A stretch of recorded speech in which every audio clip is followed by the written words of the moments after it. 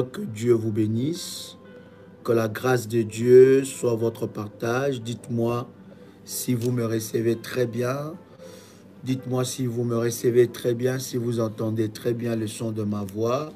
Nous voulons avancer dans la présence de Dieu. Je vous avais dit que j'ai un invité spécial. Vous connaissez déjà le bishop Samuel Serge, avec qui nous avons déjà partagé un certain nombre des enseignements avec les révolutionnaires, et nous sommes réellement dans la joie de le recevoir encore aujourd'hui, parce que je suis convaincu qu'au travers de lui, le Seigneur va nous parler et va nous révéler un certain nombre de choses. Est-ce que quelqu'un est avec moi ici? Je voudrais que vous puissiez inviter le frère et ami à venir passer ces instants puissants dans la présence de Dieu, parce que je suis convaincu que la grâce et la puissance de Dieu se manifestera fortement dans nos vies. Est-ce que vous me recevez très bien? Dites-moi si vous entendez très bien le son de ma voix. Dites-moi si vous me recevez très bien, si vous nous voyez très bien. Voilà, nous voulons avancer dans la présence de Dieu. Je voudrais que vous puissiez commencer, à partager, n'est-ce pas, ce live. Invitez les frères et amis, invitez les sœurs, invitez vos contacts de WhatsApp, parce que les choses que nous allons partager ici seront très fortes et puissantes. Je voudrais vous inviter à la prière dans la présence de Dieu, pendant que vous fermez vos yeux dans la présence de notre Seigneur. Répétez après moi: Père éternel, Père éternel, dans le nom de Jésus-Christ, je crois dans mon cœur et je confesse de ma bouche que le Seigneur Jésus-Christ est mort à la croix de Golgotha. Après 3 jours, il est ressuscité d'entre les morts et assis à la droite du Père. Par cet acte divin, moi qui crois au Seigneur Jésus-Christ, je suis sauvé, je suis devenu enfant de Dieu, héritier de Dieu et co-héritier avec Christ. Jésus-Christ m'a sauvé de la puissance du péché. Il m'a délivré de toute forme de malédiction, toute forme de malédiction dans ma vie se transforme en bénédiction au nom de Jésus-Christ. En Jésus-Christ, j'ai le pouvoir sur Satan le diable. Satan le diable viendra vers moi par un seul chemin, mais il fuira par 7 chemins. Satan le diable me fera la guerre, mais il ne me vaincra jamais. Au nom puissant et précieux de Jésus-Christ. En Jésus-Christ, je suis toujours la tête et non la queue. Je suis toujours en haut et non en bas. Je suis toujours le premier et non le dernier. La grâce de Dieu me distingue parmi plusieurs dans ma génération. Au nom puissant et précieux de Jésus-Christ. Amen. Waouh, gloire soit rendue à Dieu. Nous sommes dans la joie de recevoir le bishop Serge. Je voudrais vraiment, cher ami, lui laisser le temps de partager avec nous la pensée que Dieu a mis dans son cœur, parce que j'avais beaucoup de questions à vous poser, cher bishop, et je sais que tout un chacun de nous qui est connecté a des questions. Je voudrais avant tout que vous puissiez appeler quelqu'un qui est malade, parce que au-delà de ce que nous allons partager, nous allons prier pour de malades et pour de cas difficiles et désespérés. Vous avez des frères, vous avez des sœurs qui sont malades, qui sont dans le lit des hôpitaux. vous pouvez les inviter, n'est-ce pas, à venir expérimenter la gloire de Dieu. Quand Dieu met des onctions en même temps, c'est pour que votre vie ne soit plus jamais la même. Quand Dieu rassemble deux hommes de Dieu, c'est parce qu'il veut faire quelque chose de grand et de glorieux dans votre vie et dans la vie de membres de vos familles. Partagez ce lien dans les réseaux sociaux, parmi vos contacts WhatsApp et commencez à liker la vidéo. Que Dieu bénisse ceux-là qui commencent déjà à liker la vidéo. Que la grâce de Dieu et la puissance de Dieu vous localisent de la même façon que vous êtes en train, n'est-ce pas, de liker. Que la puissance de Dieu soit votre partage. Bonjour, bonsoir, Bishop Serge. Bonsoir, mon apôtre. Amen. Nous sommes très heureux, nous les révolutionnaires. C'est pas la première fois. Nous avons déjà eu le temps de partager un certain nombre de choses et surtout, tu nous as énormément bénis. Nous gardons encore le souvenir de ces merveilleux enseignements. Yes. Et nous voulons aujourd'hui recevoir la grâce que Dieu a déposée dans votre vie. Questions et réponses sur les autels. Alléluia. Bishop. Le Seigneur bénisse tous les révolutionnaires. Quand je dis tous les révolutionnaires, je fais allusion aux révolutionnaires de la France, Guadeloupe, Martinique, Togo en Afrique, Burkina Faso. J'ai fait allusion aussi aux révolutionnaires du Canada, les États-Unis d'Amérique, et puis particulièrement aux révolutionnaires du Côte d'Ivoire, qui ont dit tout récemment ici à Kwaba Dadien Momi. Vraiment, ça nous a tellement impressionnés. Nous sommes derrière ces ministères, nous sommes avec l'apôtre et nous croyons à cet appel. Nous croyons aussi énormément à l'ambition que l'apôtre a à faire à cette église du temps de la fin. Particulièrement, j'ai dit que cette mission, c'est apporter la vérité à l'église. Pourquoi? Comme homme de Dieu depuis très longtemps, je sais très bien que nous, comme pasteurs, nous ne disons pas toute la vérité à nos fidèles. Et l'apôtre a cette vision et cette mission de dire des choses clairement et d'apporter toute la vérité au peuple de Dieu. Shalom à vous, famille révolutionnaire. Que le Seigneur vous bénisse abondamment. Les dieux d'apôtres vous soient richement favorables. Shalom. Mais quand vous nous dites, Bishop, questions-réponses sur les autels, j'ai tellement de questions.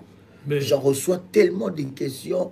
Mais Bishop, c'est quoi les autels? Expliquez-nous un peu ces mystères, parce que des fois, ça devient un peu compliqué.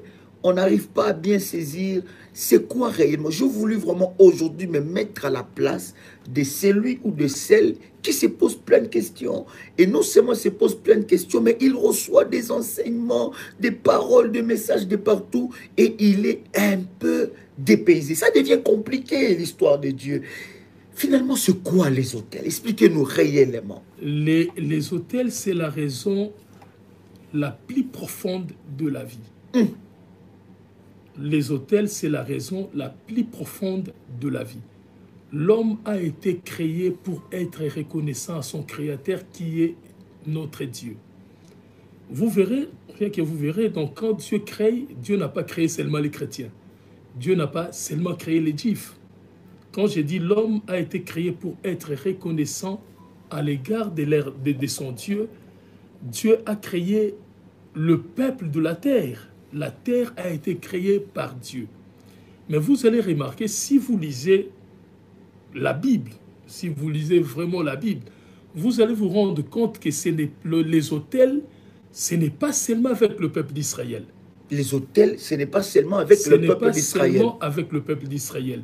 Si vous essayez d'avoir dans la Bible, dans le livre d'Exode, quand Israël, Exode chapitre 12e, quand Israël a quitté l'Égypte, ils ont marché et ils ont vu de peuples et de peuples qui sacrifiaient, qui faisaient des autels. Israël n'est pas le premier de peuple à faire des autels. D'ailleurs, celui qui a initié la messe des autels, ce n'était pas un Israélite, c'est Caïn, qui n'était pas un peuple d'Israël. Donc les autels ont commencé bien avant la rédaction de la Bible. C'est très très important, je dois souligner ces choses. Bishop, souligne bien ça. Je dois très bien souligner ces choses, que les autels ont commencé bien avant la rédaction de la Bible. La rédaction de la Bible est intervenue après 1430 ans. Parce que d'Adam à Abraham, c'est 1000 ans. D'Abraham à l'esclavagisme d'Égypte, c'est 430 ans. Or, c'est Moïse qui a écrit le premier 5 livres de la Bible, ce que nous appelons les Pentateuques, le premier 5 livres de la Bible. Donc, le Genèse, l'Exode, la Lévitique, tout le Nombre et le Deutéronome. La personne qui a écrit ces livres, c'est Moïse. Moïse a vécu après 1430 ans. Donc, 1400 ans, Moïse a vécu, 1430 ans, ils sont sortis de l'Égypte. Donc, l'histoire des autels sont plus anciens que l'existence de la Bible. Pasteur, explique-nous un peu, Bishop, calmement. Est-ce que quelqu'un a saisi? Écoutez, je vous avais dit, si vous êtes un bébé spirituel et que vous ne voulez pas grandir, laissez-nous tranquilles ici. C'est live et pour les révolutionnaires. C'est pour les fils et filles de Dieu qui veulent entrer dans la profondeur avec Dieu. Donc, si vous êtes en train de faire le tourisme, s'il vous plaît, allez ailleurs. Laissez-nous grandir et entrer dans la profondeur avec Dieu. C'est très fort et c'est très puissant. Bishop, c'est que tu es en train de nous dire, parce qu'il faut que quelqu'un soit éclairé. Tu es en train de nous dire que les autels sont plus vieux que la Bible. Mais oui. Bishop, explique quelqu'un. Explique-nous ces choses-là. Le premier rédacteur de la Bible, c'est Moïse. Moïse a vécu après 1400 ans. 1400 ans. Or, déjà les autels, nous les voyons avec Caïn. C'est Caïn qui a initié la messe des autels. Dans le livre de Genèse, vous voyez le chapitre 4e. Caïn a initié la messe des autels. Déjà, si vous lisez réellement la Bible, vous allez vous rendre compte de ceci. Pourquoi Adam et Ève, dans le jardin, n'ont pas posé l'autel? Parce que la vie était très différente pour eux. Ils étaient dans l'abondance, ils étaient dans la richesse. Donc Adam et Ève n'ont pas posé les autels. N'ont pas posé des autels, jamais. Quand ils ont péché, pour leur purification, Dieu a immolé un agneau et ils ont été chassés du jardin. Mais à l'extérieur du jardin, il y avait des promesses qui promettaient la vie très difficile. Il y avait des promesses de Dieu sur les serpents, il y avait des promesses de Dieu sur l'homme, et aussi une promesse de Dieu sur la femme, où on a dit qu'elle accouchera en difficulté, que l'homme, c'est à la force de sa main qu'il aura sa nourriture, et la terre produira des ronces et des épines pour lui. Donc les promesses d'après le péché, d'après la sortie de l'Éden, étaient tellement difficiles. Donc que la des vie... sentences que Dieu a déclarées. Mais oui, la vie devait être après l'Éden, la vie devait être très difficile.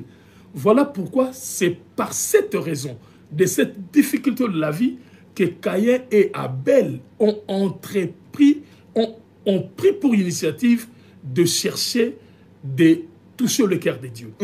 Et qui ont grandi dans la difficulté, ils ont pensé et essayé de chercher la face de Dieu. Moi, je dis que c'est quand tout va bien, peut-être la personne peut dire « Ah non, ça va encore ». Mais quand les choses deviennent si difficiles, la personne peut aller chercher la face du Seigneur. C'est de la même manière avec Caïn et Abel. Ils ont remarqué que les choses étaient devenues si dures. Ils ont entrepris, ils ont pris cette initiative d'aller chercher la face de Dieu en posant leurs autels. Et dans l'histoire, la Bible nous montre clairement que l'autel de Caïn, l'initiateur, a été rejeté. Le fait d'initier quelque chose ne dit à rien que vous serez accepté. Parce que Dieu est le libre arbitre, personne ne peut influencer le Seigneur. Donc Caïn a reçu la révélation, il a initié les autels, mais son autel a été refusé. Mais son autel n'a pas été validé. N'a pas été validé par le Seigneur. Donc l'histoire des autels existe avant qu'on puisse écrire la Bible. Avant l'existence de la Bible. Parce que quand quelqu'un dit, mais quand quelqu'un dit que dans la Bible, les autels, là, c'est pas comme ça. Donc, les autels, finalement, c'est quoi? Quand tu me dis que Abel, lui qui a bâti les autels, pour chercher la face de Dieu, son autel n'a pas été validé par Dieu. Mais c'est l'autel de qui a été validé, pasteur? C'est l'autel d'Abel. De Caïn n'était pas validé. Mais les deux étaient épris par ces sentiments de chercher la face de Dieu. Parce que quand on cherche la face de Dieu, c'est pour une seule raison. Pour recevoir de Dieu la grâce et la miséricorde. Je pense que dans la vie qu'ils avaient à ces temps-là, avec toutes les promesses qu'ils avaient, des difficultés, ils ont pensé, ces deux-là, ils ont pensé de poser leurs autels pour recevoir de Dieu la grâce et la miséricorde. Et ça tenait pour Caïn, ça tenait pour Abel, et ça n'a pas tenu pour Caïn. Et par cette jalousie, Caïn a commis un meurtre, le premier meurtre de l'histoire du monde. Il a tué son frère Abel, rien que parce que le Seigneur a agréé l'autel de son frère. Tu vois, rien que l'agrément de ton autel peut aussi créer la jalousie. Je vais ici essayer de dire une chose qui est vraiment une vérité. Comme pasteur pendant plusieurs années, je sais que comme pasteur, je n'ai pas le droit de tout dire clairement. Pourquoi? Parce qu'on suppose des fois avoir des gens qui n'ont pas encore grandi et qu'on dit des choses avec cachette, on dit des choses peut-être pour plaire à d'autres types de personnes. Des fois, comme pasteur, on le fait. Mais ici, nous sommes venus pour essayer de révéler toutes les vérités qui entourent les autels. Les autels, bien sûr, existent avant la rédaction de la Bible. Moi, j'ai aussi une question que je vais poser à l'apôtre. Mais si les autels existent avant la rédaction de la Bible, mais c'est par quelle motivation ou par quel sentiment que ces premières personnes ont posé leurs autels? Mais nous sommes là pour ça. Explique-nous ces choses. Parce qu'ils n'ont pas lu ça dans la Bible. Ils n'ont pas lu ça dans la Bible. Caïn et Abel n'ont pas lu la Bible. Caïn et Abel n'avaient pas de Bible. La Bible n'existait pas à leur époque. N'existait pas à leur époque. Mais qu'est-ce qui les a poussés? Que Caïn et Abel ont posé leurs autels. C'était l'inspiration, la révélation qu'ils avaient. Normalement, la Bible nous amène à vivre la vie de la foi. La vie de la foi est définie par rapport aux relations que nous devons avoir directement avec notre Dieu. La Bible nous amène à vivre la... Oh my God. La Bible nous amène à vivre la vie de la foi. Donc, la foi consiste à établir cette relation entre vous et Dieu.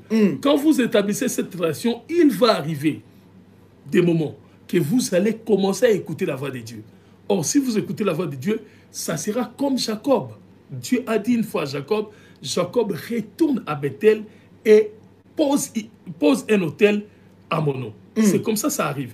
Donc la vie de la foi ne consiste pas seulement à lire la Bible, mais la vie de la foi consiste aussi à écouter Dieu. Quand je dis écouter Dieu, ça veut dire lire la Bible, ça veut dire écouter par la bouche des hommes de Dieu, ça veut dire écouter aussi particulièrement, personnellement Dieu par vous-même. Donc, j'ai ma Bible, d'accord? La Bible a été rédigée après les autels. Mais les autels ont existé avant la Bible, d'accord? Clairement. Maintenant, et Bishop, je voudrais comprendre, pour quelqu'un qui est en train de me suivre, Caïn a bâti les autels, il n'avait pas de Bible. Caïn n'avait pas une Bible. Abel n'avait pas une Bible, il a bâti les autels.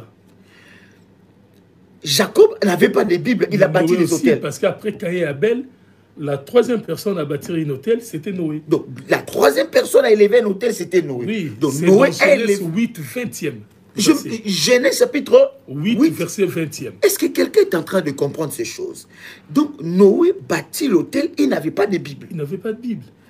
Abraham bâtit les autels, il n'avait pas les Bibles. Il n'avait pas de Bible. Le père de notre foi. Mais voilà. Tous ces hommes de la Bible qui ont bâti les autels, ils n'avaient pas la Bible. Mais c'est avec Moïse qu'ils ont eu les Torah. C'est avec Moïse. Avant Moïse, il n'y avait rien.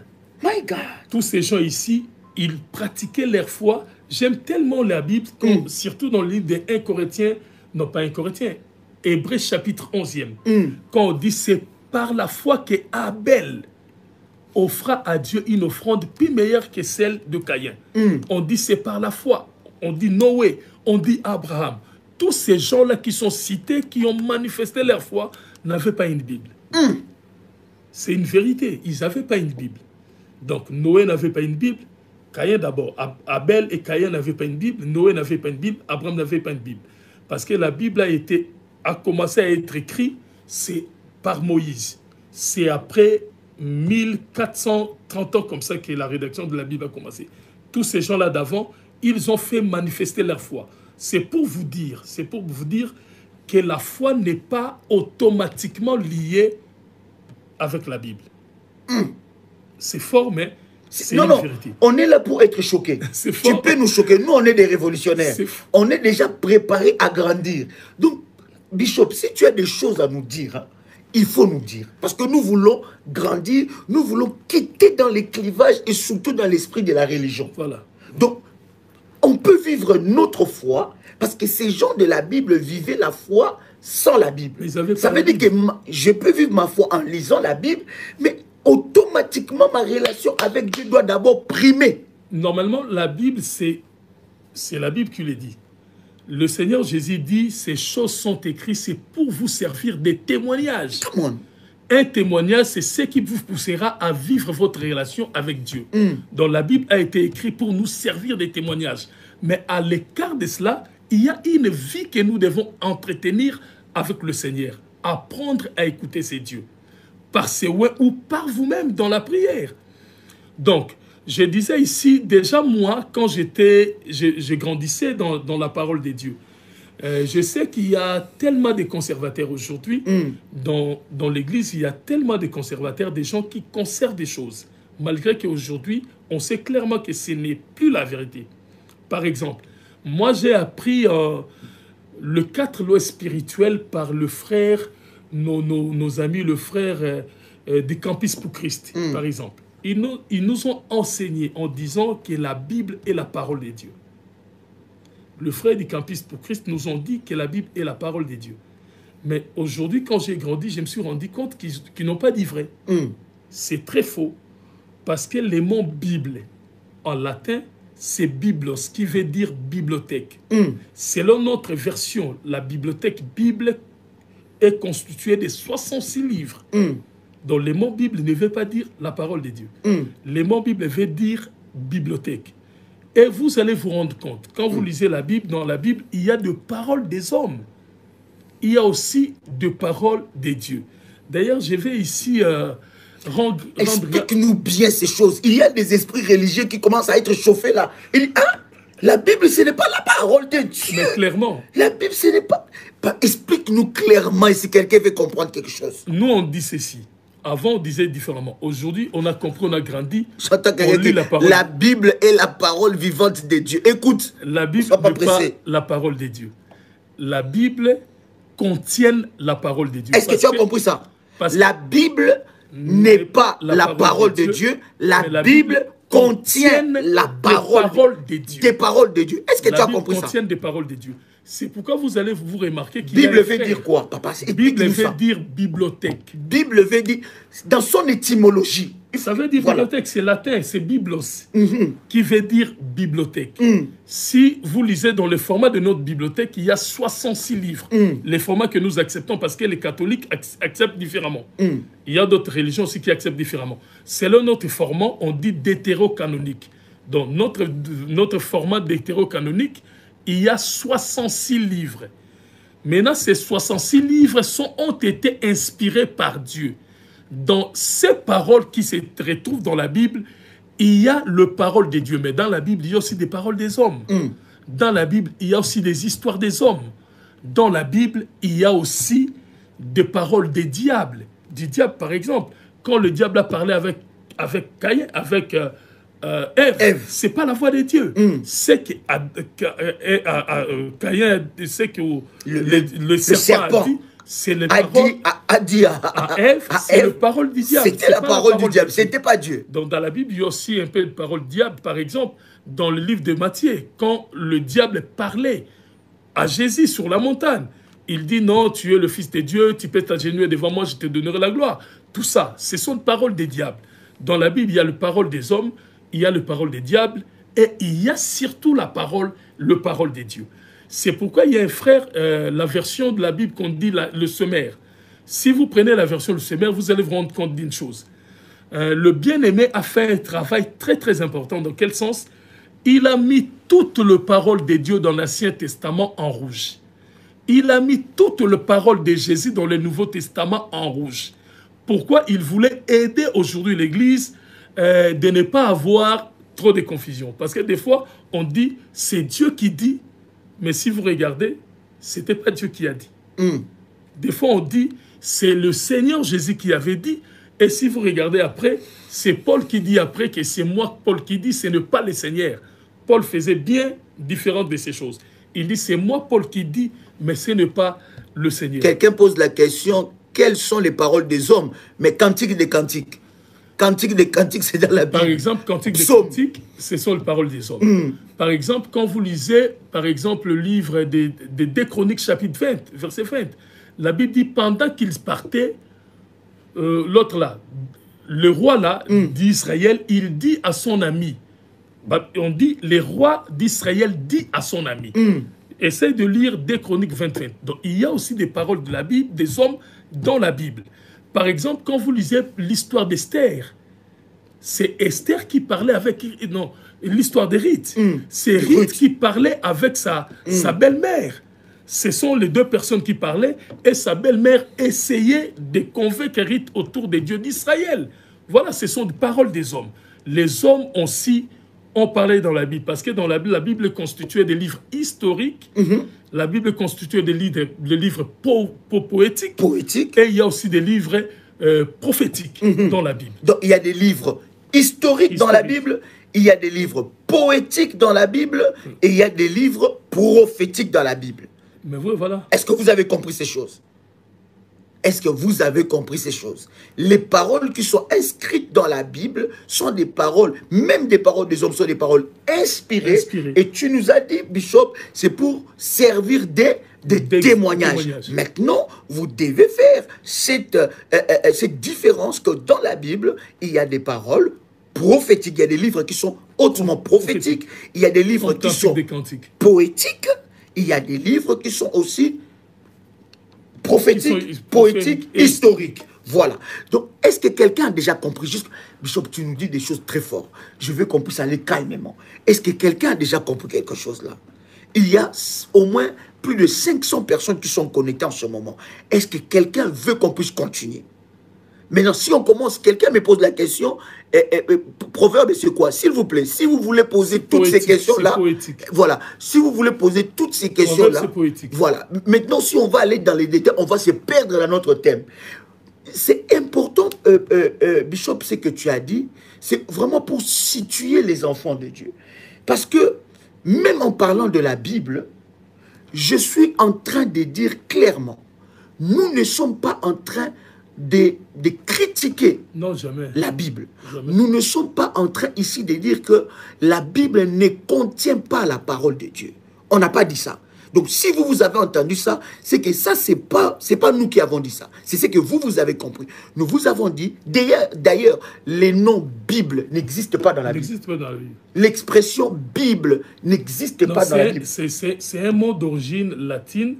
Déjà, la Bible n'a pas été écrite en latin. La Bible n'a pas été écrite en latin. La Bible a été écrite en hébreu et en grec. En grec et en hébreu. Le Nouveau Testament, l'Ancien Testament en hébreu. Voilà. Donc maintenant, en parlant de la Bible, Man of God, il y a plusieurs versions. Tellement. Il y a tellement de versions. Et beaucoup de personnes croient et pensent que, par exemple, Louis II, il était parmi les disciples de Jésus. Non. Il croit que les semeurs... Explique-nous un peu, Bishop, pourquoi toutes ces versions-là? Normalement, s'il y a plusieurs versions aujourd'hui dans la Bible, c'est pour une seule raison. Parce que les gens s'y posent juste aujourd'hui que les traductions n'ont pas été parfaites. Voilà, c'est pourquoi il y a... D'ailleurs, lui-même, Louis II, aujourd'hui, Louis II est dans 4e traduction. Aujourd'hui, avant, il y avait la version ordinaire. Après, il y a eu version révisée, version révisée et la version que nous avons aujourd'hui. Lui-même a révisé son travail depuis très très longtemps. Voilà pourquoi nous disons ceci. Nous lisons la Bible, mais ce qui fait l'essentiel de la foi, nous devons apprendre à écouter Dieu. Vous pouvez écouter Dieu par la Bible, vous pouvez écouter Dieu par vous-même et vous pouvez écouter Dieu par une autre personne. Ce qui est essentiel, parce que la foi constitue en effet, dans cette fait d'écouter Dieu. Nous devons être constamment en train d'écouter Dieu. La volonté de Dieu, le jour où Dieu a appelé le peuple d'Israël devant Moïse, c'était afin que le peuple apprenne à écouter Dieu. pourquoi je dis ces choses?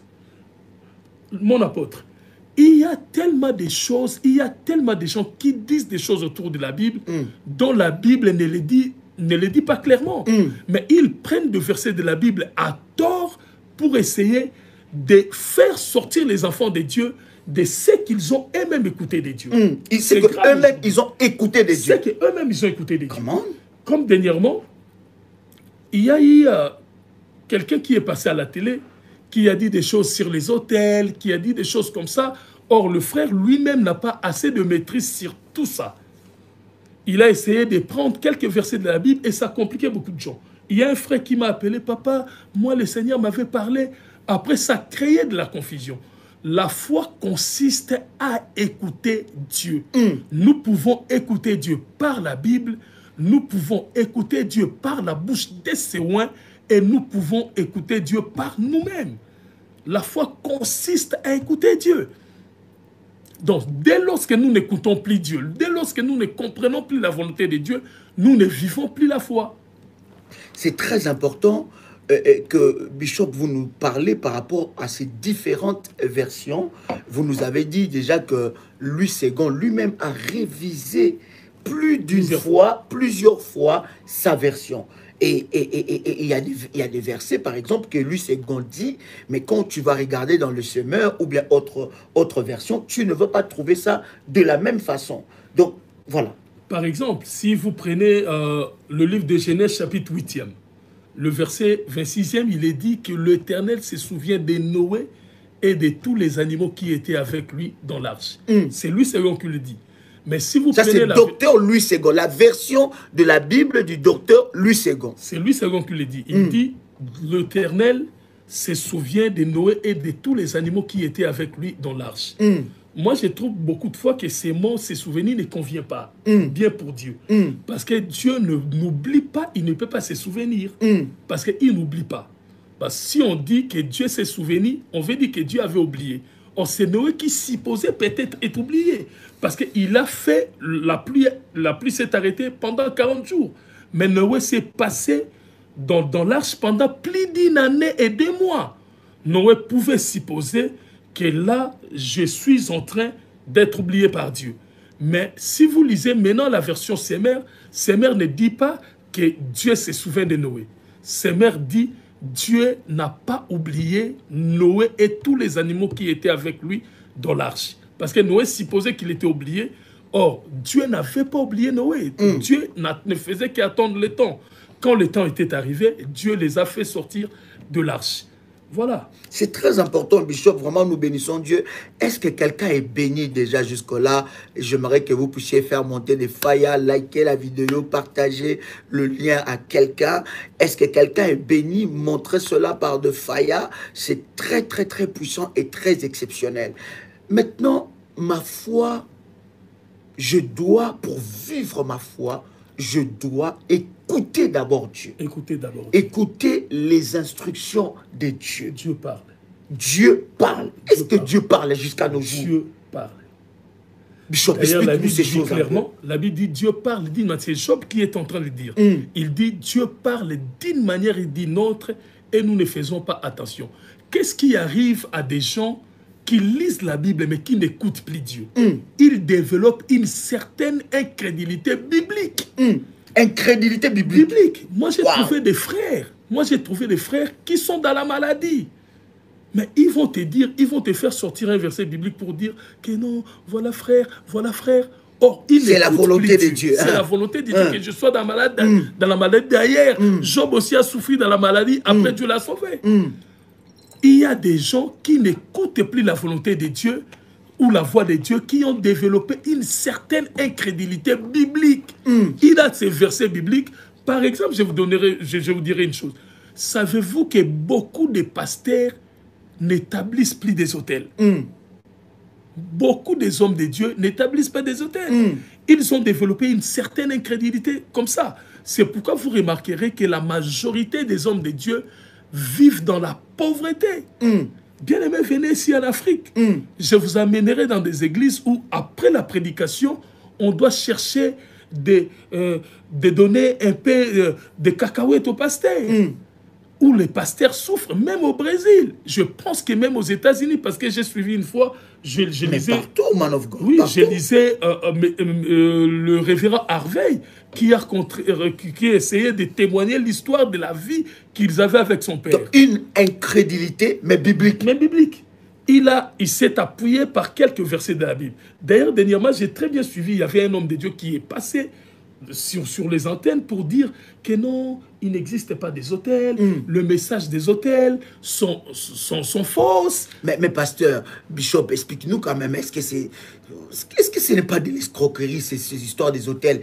Pourquoi moi je dois bâtir un hôtel? C'est quoi un hôtel finalement? Explique-nous en termes clairs. Explique-nous clairement. Quelqu'un qui est en train de me suivre, il va dire c'est quoi un hôtel? Explique-nous clairement c'est quoi. Pourquoi je dois bâtir les hôtels? Pourquoi tout le monde maintenant, c'est les hôtels? C'est des escroqueries. Ce n'est pas des pasteurs qui sont en train d'escroquer l'argent des gens. Explique-nous ces choses. Pourquoi tout le temps? Explique-nous, Bishop. On veut savoir. Des hôtels sont des offrandes volontaires que nous apportons à Dieu pour recevoir grâce et miséricorde. D'ailleurs, j'avais très bien aimé, dernièrement quand j'ai suivi le pasteur qui parlait pour dire que les hôtels sont des escroqueries, tout ça, j'ai suivi. Mais j'ai regardé dans certaines vidéos, lui-même dans son église, il demandait aux gens d'apporter les offrandes pour la construction. Il demandait aux gens, il y avait toute une panier là devant où les gens apportaient les offrandes. Les hôtels symbolisent les offrandes que nous apportons à Dieu. Or, il y a un principe qui fonde ou un principe qui bâtit les offrandes. Le Seigneur le dit clairement, celui qui donne paix moissonnera paix. C'est l'apôtre Paul qui le dit. Et celui qui donne abondamment moissonnera abondamment. Voilà. Maintenant, c'est quoi un hôtel? L'autel... Parce que là, tu n'as pas répondu à ma question. L'autel, ce sont les offrandes que nous apportons à Dieu. Mais je donne déjà mes offrandes tous les jours à l'église. Non, les offrandes particulières. Mais particulières comment? Les offrandes de tous les jours à l'église, c'est ce que nous apportons tous les jours. Les autels, c'est quoi? Les autels, ce sont les offrandes que nous donnons pour des sujets bien précis pour nos vies.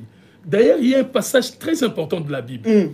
Parce que j'ai essayé aujourd'hui de marcher sur le pas d'Abraham. Il y a un passage très important que je vais vous apporter sur Abraham dans Genèse chapitre 13, verset 4e. Genèse, quelqu'un a pris la parole, Genèse chapitre 13, le verset 4, n'est-ce pas? Le verset 4e. Je vais lire la parole de Dieu. Aujourd'hui, je ne me mets pas dans la peau de l'apôtre. Aujourd'hui, je suis comme ces internautes, c'est nos amis et de frères qui viennent à peine de se connecter. Alléluia. Ils ne savent pas ce que vous dites. Aujourd'hui, pasteur, permets-moi de vous poser des questions choquantes. Est-ce que je peux? Mais oui. Voilà. Maintenant, on lit Genèse chapitre 13, verset combien? 4e. Verset 4. Au lieu où était l'autel qu'il avait fait précédemment, et là, Abraham invoqua le nom de l'Éternel. Abraham, qui est notre père dans la foi.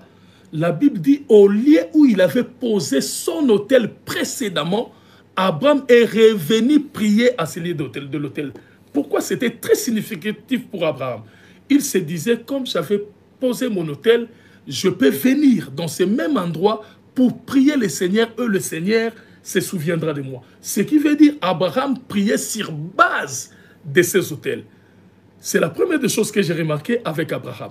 C'était quelqu'un qui priait sur base de ces autels. D'ailleurs, il y a tellement de gens qui disent, mon apôtre, toutefois, moi j'ai rencontré des personnes malades qui me disent, papa, est-ce que le Seigneur peut se souvenir de moi? Quand on fait allusion au souvenir de Dieu, on fait allusion aux œuvres que nous avons faites précédemment. C'est ce qu'Abraham faisait. Quand il y avait des situations difficiles, Abraham retournait au lieu de ses autels pour invoquer le nom de Dieu. Donc, les autels sont des offrandes volontaires que nous donnons à Dieu, mais d'une façon spécifique liée à un besoin. À un besoin. Est-ce que les autels est un lieu où nous allons invoquer Dieu. Mais oui. Est-ce que c'est un lieu de rencontre entre les divins et l'humain? Mais c'est ce qu'Abraham faisait. Les autels amènent quoi de spirituel dans nos vies? Ça fait que nos prières soient si intentionnées. Dans quel sens? Moi, je trouve que quand quelqu'un prie, il dit « Seigneur, je veux que tu me donnes ceci », c'est vague. C'est pas comme ça que Anne priait. Quand Anne priait, il faisait toujours allusion à ces autels qu'il posait avant. Il donnait des raisons. Parce que la raison, c'est aussi des choses qui amènent la grâce. Quand tu dis « Seigneur, je veux ceci », pour quelle raison? Or, nos autels constituent une certaine raison pour Dieu à cause de nos vies. Explique-nous ces choses, Bishop. Je suis pas satisfait. Je suis pas satisfait. Par exemple, quelqu'un qui n'a pas d'enfant, mais qui bâtit des hôtels pour les enfants. Ces hôtels peuvent devenir une raison qu'elle aura des enfants. Mais Bishop, pour dire à Dieu, Seigneur, pourquoi je vais bâtir un hôtel? Jésus a déjà fait ça. L'autel déjà de Golgotha est là. C'est le sacrifice, parce que vous nous dites, quand on parle de l'offrande, on voit les sacrifices. Les autels sont des sacrifices, parce que les offrandes sont des sacrifices, on est d'accord. Maintenant, pourquoi je dois faire ça? Parce que les autels, c'est pour les Anciens Testaments. L'Ancien Testament, on bâtissait des autels parce que Jésus n'était pas mort. Mais Jésus est déjà mort. L'Ancien Testament n'existait pas. Explique-nous, Bishop. L'Ancien Testament n'existe pas. N'existe pas, c'est la théologie qui a créé tout ça. Donc c'est la théologie qui a créé tout ça. L'Ancien Testament. Ce qu'il faut savoir sur la Bible, que la Bible, c'est... Commencer à faire ce travail-ci, je le fais plusieurs fois. Donc je ne lis pas seulement les paroles traduites de la Bible. Moi, je prends le soin de lire les notes de la rédaction biblique. Vous allez vous rendre compte que la Bible que vous lisez, il y a eu plus de 1000 et quelques personnes qui sont des savants en linguistique, qui sont des théologiens réputés mondiaux, qui ont vraiment rassemblé tous ces livres, qui ont fait les interprétations, les traductions. Voilà, ce sont eux qui ont établi que l'Ancien et le Nouveau Testament. Or, dans la Bible, vous verrez des alliances, mais vous ne verrez pas l'Ancien et le Nouveau Testament. Donc, Bishop, tu veux nous dire que l'expression où les gens disent que non, ça c'est pour l'Ancien Testament, ça c'est pour l'Ancien Testament. Donc, tu veux nous dire que l'expression Ancien Testament ou Nouveau Testament, non seulement ça ne se trouve pas dans la Bible, et des deux, ce sont des théologiens. Donc, c'est théologique. C'est théologique. Ça n'a rien à voir de spirituel. Ça n'a rien à voir de spirituel. Comment, Bishop? Parce que si vous essayez de lire la Bible, vous allez voir que toute la Bible a une pensée qui continue.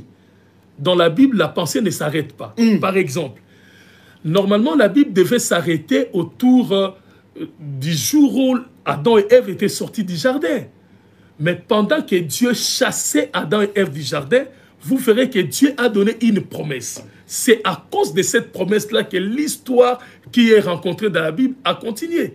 Dieu a dit, Ève, c'est de toi sortira une postérité qui écrasera la tête du serpent. C'est sur base de cette promesse que l'histoire de la Bible a continué. Et puis l'histoire de la Bible a toujours été continuelle. Tu verras, Ésaïe est arrivé, David est arrivé, tous ces gens ont prophétisé, toujours à tenant compte de cette promesse de la postérité de la femme qui devait arriver. Et au temps de la naissance de Jésus, il y a eu Siméon qui a confirmé que Jésus était la postérité promise par la Bible.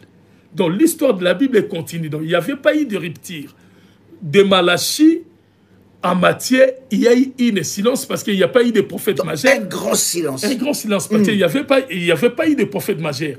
Mais le même pensée continuait. Parce que quand Jean-Baptiste est arrivé, il est arrivé à continuer de dire qu'il est Élie qui devait venir. Or, la promesse d'Élie avait été donnée depuis longtemps. Donc, ça veut dire que déjà, l'histoire de l'Ancien et Nouveau Testament, c'est les théologiens qui ont défini ça. C'est les théologiens. Et ces théologiens ont choisi les livres qui doivent figurer dans la Bible et ils ont rejeté certains livres. Non, ils ont trouvé ces livres non canoniques. Aujourd'hui, nous avons même des débats de phrases. Il y a par exemple les gens du témoin de Jéhovah qui n'acceptent pas d'autres passages de la Bible, qui disent que non, c'est passage de la Bible. Voilà pourquoi nous disons nous devons lire la Bible pour vivre notre foi. nous ne devons pas lire la Bible pour se limiter à la Bible. La Bible constitue un témoignage des gens qui ont vécu la foi. C'est pour nous amener à vivre la foi. La foi consiste à marcher avec Dieu. Mais quelqu'un dit ça m'étonne quand vous dites que l'Ancien Testament n'existe pas. Est-ce que, ma sœur Philomène, vous écoutez ce que nous disons ou vous voulez rester dans l'esprit de la religion?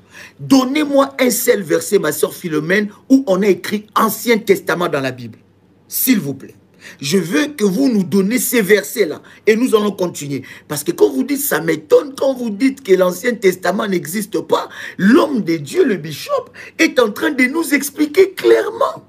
Il explique clairement ce n'est pas biblique. Que ce n'est pas biblique. Ancien Testament n'est pas dans la Bible. Derrière le mot... Ça n'existe pas. Si vous voulez trouver là où il est écrit Ancien Testament, c'est après, derrière le page de Malachie. Tu verras, il est écrit Ancien Testament.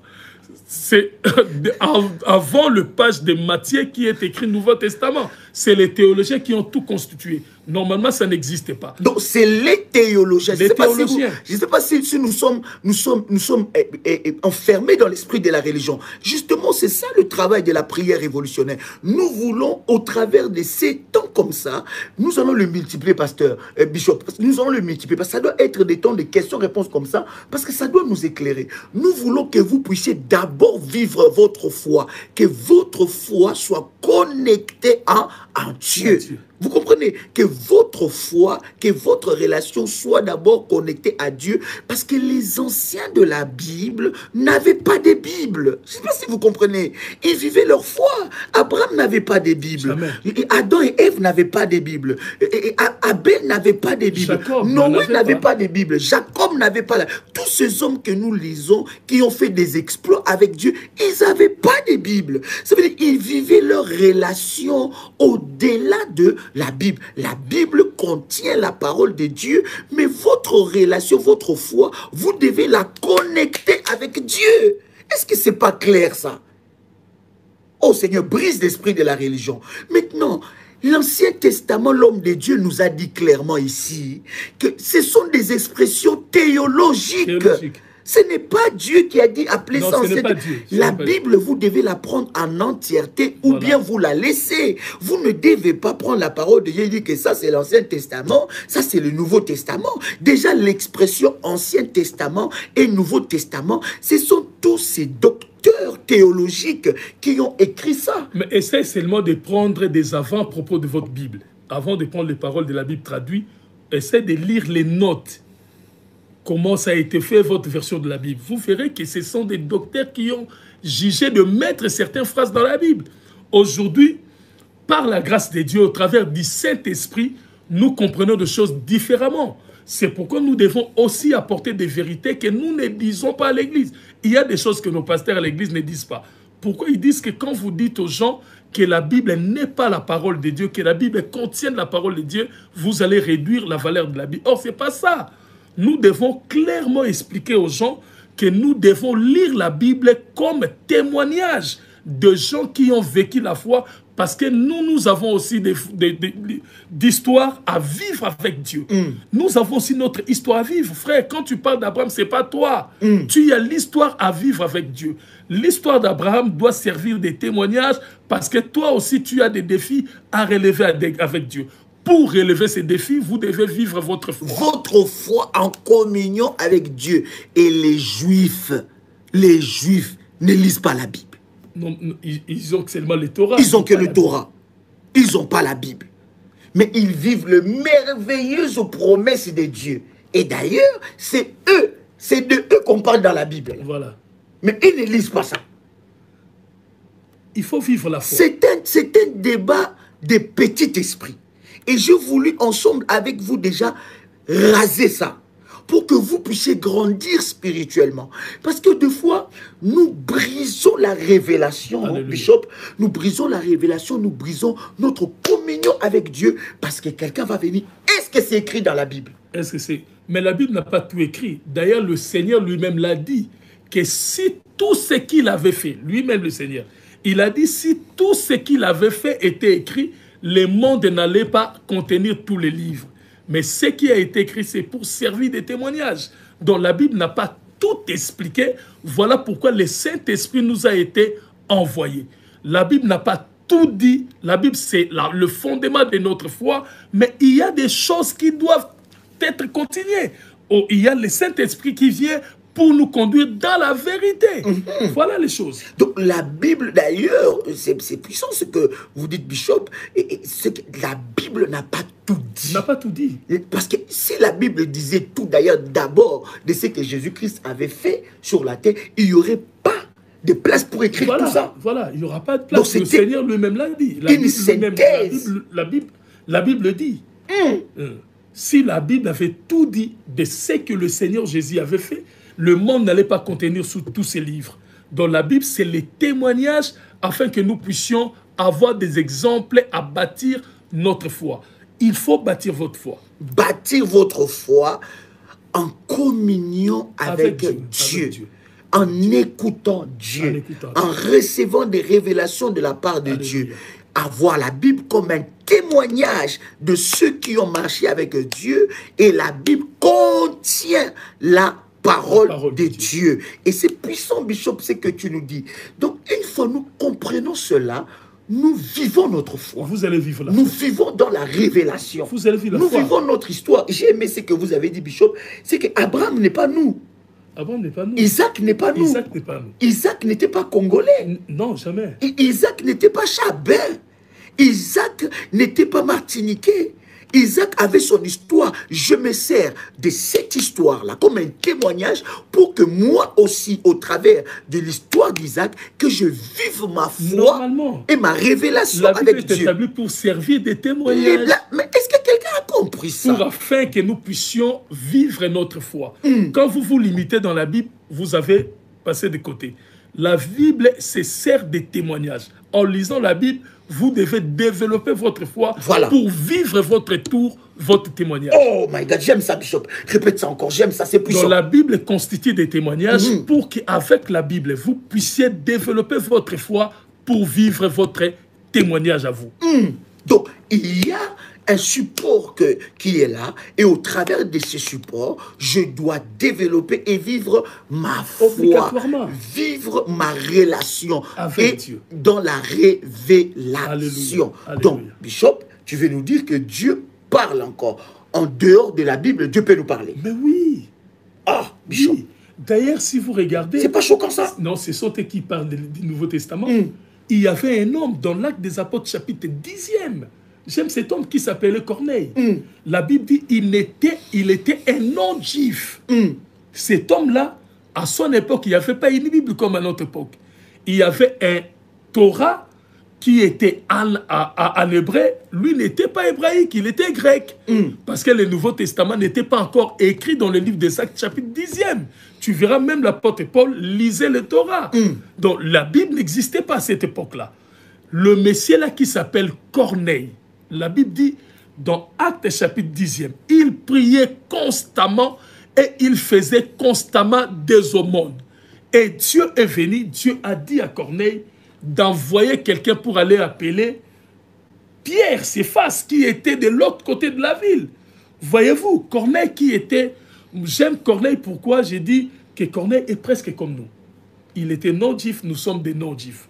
C'est pour dire que les choses de Dieu ne sont pas pour les juifs. Les choses de Dieu sont pour tout le monde, pour toutes les nationalités possibles. Corneille, déjà dans la Bible parle dans Actes chapitre 10e de ce Corneille qui était un officier grec. Mais il a prié constamment le Seigneur, il a cherché la face de Dieu, et la Bible dit un jour Dieu est venu lui parler. Je vais dire ceci clairement. Si vous lisez la Bible, si vous priez constamment, vous devez un jour écouter la voix de Dieu. Si vous lisez la Bible, si vous priez constamment, vous devez un jour écouter la voix de Dieu. Et c'est pour Corneille, un jour Corneille a écouté la voix de Dieu. Dieu lui a dit clairement qu'il devait faire appel à Céphas. Céphas est venu jusque dans la maison de Corneille. Céphas a prié avec Corneille et le Saint-Esprit est descendu sur Corneille. D'ailleurs, c'était un problème grave pour l'Église de cette époque. Parce qu'il supposait que les étrangers n'avaient pas droit. Au point que Pierre a été même fait appeler par les anciens de l'Église pour lui poser cette question. mais pourquoi le Saint-Esprit est descendu chez le païen? Corneille n'est pas un juif. Mais Pierre a dit, si Dieu a trouvé mieux de donner ce que nous avons reçu aux étrangers, c'est normal. Voyez-vous, bien-aimés. Donc, normalement, nous devons prier, nous devons gêner, nous devons tout faire, mais nous devons aussi apprendre à écouter Dieu pour nous-mêmes. C'est très puissant parce que le problème, c'est que quelqu'un peut poser cette question, Bishop, en disant, avec toutes ces versions de la Bible, des fois, ça sème de la confusion. Je suis confus. Je ne sais pas qu'est-ce que je dois faire. Quelle est la version la meilleure pour lire la Bible?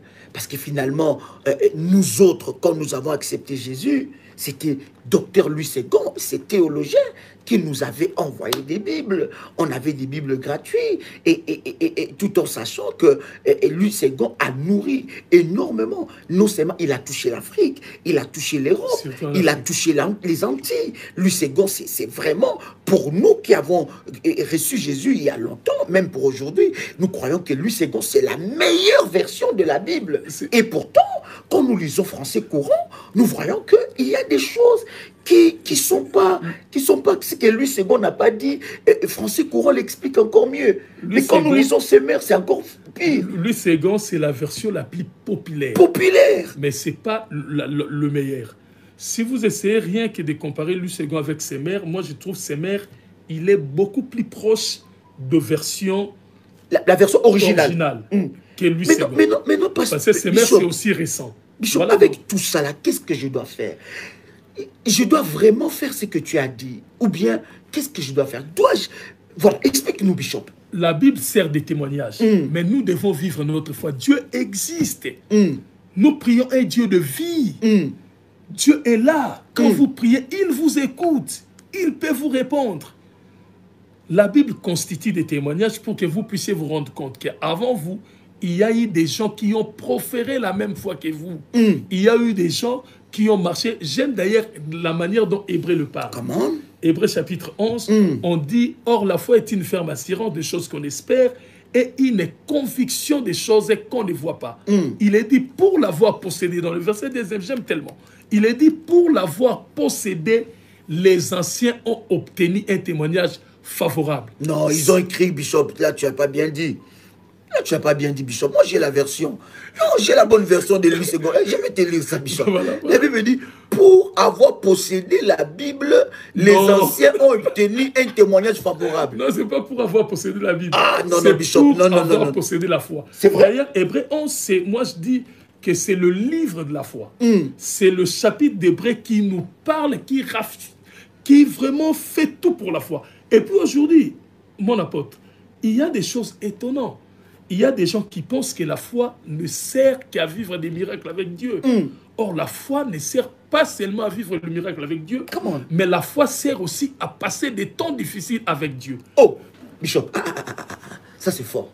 Explique-nous ces choses. Explique-nous. La foi, oh my God. J'aime ça. La foi ne sert pas seulement à vivre des miracles avec Dieu, mais la foi sert aussi à résister des temps difficiles avec Dieu. Parce que dans la foi, il y aura des temps difficiles qui arriveront. Dans la foi, il y aura des miracles qui arriveront. Si vous lisez rien que dans Hébreu chapitre 11, vous verrez, le livre et le chapitre est divisé. On a commencé par des gens qui ont vécu des miracles avec Dieu. Mais Hébreu finit par des gens qui ont vécu des temps difficiles avec Dieu. On dit par la foi, d'autres personnes ont été sciées. Ils ont été mis à mort. Ils ont vécu des temps difficiles. Ils sont passés par les tranchants de l'épée. Donc la foi nous aide à vivre des miracles avec Dieu. Mais la foi aussi, ça nous soutient dans des temps difficiles, à passer des temps durs, des temps difficiles avec Dieu.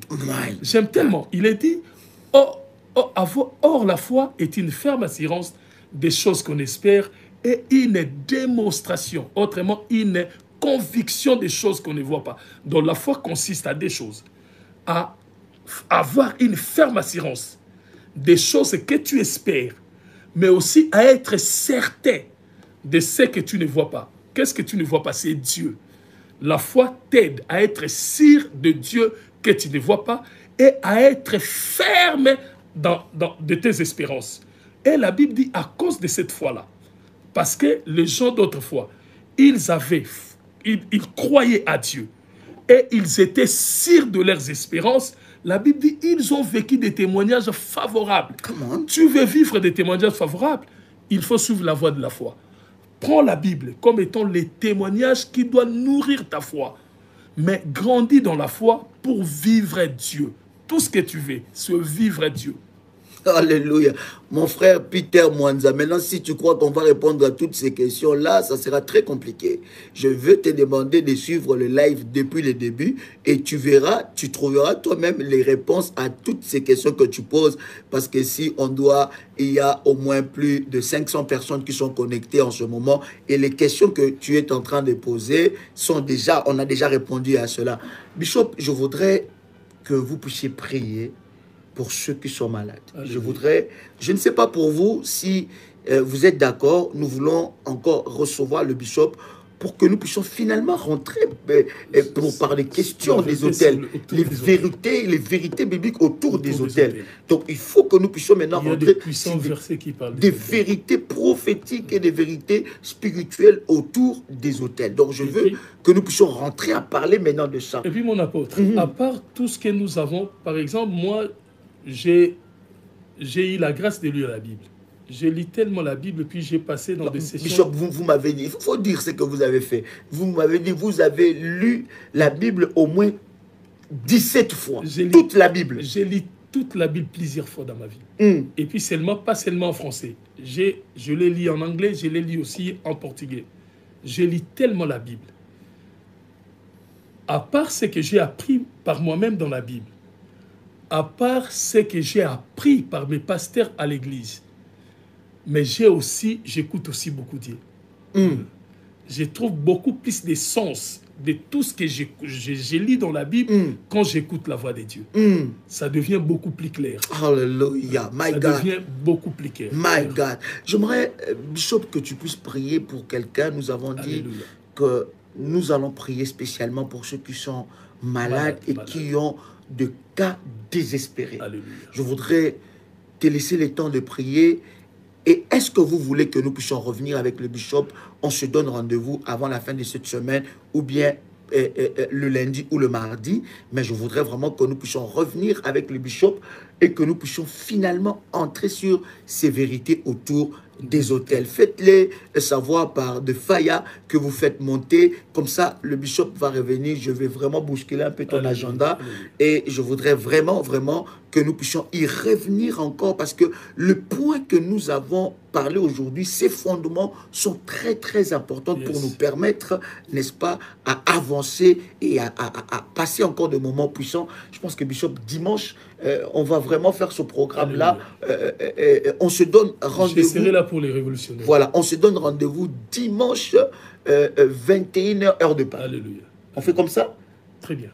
Je sais que le matin, c'est un peu compliqué avec toutes les réunions que tu as, mais on va dire dimanche 21h, heure de Paris. Retenez bien ce programme, ça sera un programme spécial dimanche 21h, heure de Paris. Nous allons parler du le deuxième point, les vérités autour des hôtels. C'est très important que nous puissions être, n'est-ce pas, aiguisés au travers de la parole de Dieu. Je vais laisser le bishop prier pour vous. Vous avez des cas, vous avez des situations, vous avez besoin de voir la main de Dieu, vous avez des cas difficiles dans votre vie, vous êtes malade. Nous voulons recevoir la prière de l'homme de Dieu. Vous pouvez prier en français, en lingala, en anglais, en portugais. Il y a des gens qui parlent portugais qui nous suivent ici, Bishop. Il y a des gens qui parlent anglais qui nous suivent ici. Il y a des gens qui parlent lingala. Bishop, explose et nous voulons recevoir ce que Dieu a déposé en vous. Si vous avez votre manteau, prenez votre manteau. Ou carrément, si vous n'avez pas votre manteau, prends votre main, tiens, mettez votre main sur le cœur. Nous voulons prier, le Seigneur fera des choses avec vous ce soir. Père éternel, au nom du Seigneur Jésus, c'est toi qui as dit que vous servirez l'Éternel, il éloignera la maladie, il bénira vos eaux, il bénira votre pain. Seigneur Père éternel, je viens maintenant au nom de ton Fils Jésus. c'est lui qui est notre Seigneur et notre Sauveur. C'est lui qui est mort à la croix, Seigneur Père éternel, pour être une provision, Père, de guérison pour ma sœur qui est malade, pour constituer une provision, Seigneur, de guérison pour mon frère qui est malade. Au nom du Seigneur Jésus, Père, laisse que cette maladie, au devant de ta fille, soit éloignée au nom du Seigneur Jésus. Laisse que cette maladie, au devant de ton fils, soit éloignée au nom du Seigneur Jésus. Père, je prie, Seigneur Tout-Puissant Dieu, je suis ton loin, mon esprit est vivant. Père, je vais spirituellement dans la maison de cette sœur, dans la maison de notre frère qui est malade, Seigneur Tout-Puissant Dieu, et je tiens cette maladie, je l'éloigne de lui au nom de Jésus, au nom puissant de Jésus. Père, qu'il soit guéri. Père, accomplis tes promesses, car tu as dit, Seigneur Tout-Puissant Dieu, que la prière de la foi guérira le malade et le Seigneur le relèvera. Que le Seigneur, Seigneur Tout-Puissant Dieu, tu te lèves et que tu relèves mon frère qui était malade. Au nom du Seigneur Jésus, je prie, je dis Amen. Amen. Parce que prière en portugais, en anglais, on veut entendre ça, Bishop. Amène-nous encore plus haut. Lord, we bless everyone, every of our brothers. Father, we are sick in this moment. In the name of Jesus, Lord, touch this brother. Lord, touch our sister. We are sick in this moment. Lord, let the healing, supernatural healing, possess our body. Lord Almighty God, let that he receive the healing now in Jesus' mighty name we pray. In the name of Jesus, be here in your home. In Jesus' mighty name we pray. Amen. Lord, Father Jesus, Deus poderoso, estamos orando, Pai Deus, agora. Pai, acerca de todos nossos irmãos, também o irmão que está agora doente. Pai Deus, o nome do Cristo. Pai, deixa que seja curada. Pai Deus, o espírito da doença, eu tiro isso fora desta casa. Pai, agora que o espírito da paz, o espírito da cura, entra nessa casa, o nome do Cristo. Seja curado agora, agora mesmo. O nome do Cristo, Amen. Amen, amen, amen, amen. Que Dieu vous bénisse, que la grâce de Dieu soit avec vous. Nous étions énormément bénis encore aujourd'hui. Je suis convaincu que le Seigneur se manifestera encore fortement dans vos vies. N'oubliez pas, nous sommes en train de nous préparer pour ce programme puissant du 10 octobre pour, n'est-ce pas, élever l'autel du trône et briser, n'est-ce pas, le trône maléfique et arracher le trône qui nous a été volé et surtout briser le sceptre de la méchanceté. Que Dieu vous bénisse. C'est un réel plaisir pour moi et pour le bishop de partager ces instants avec vous. Shalom chez vous. Shalom, le Seigneur bénisse. Amen. Ciao.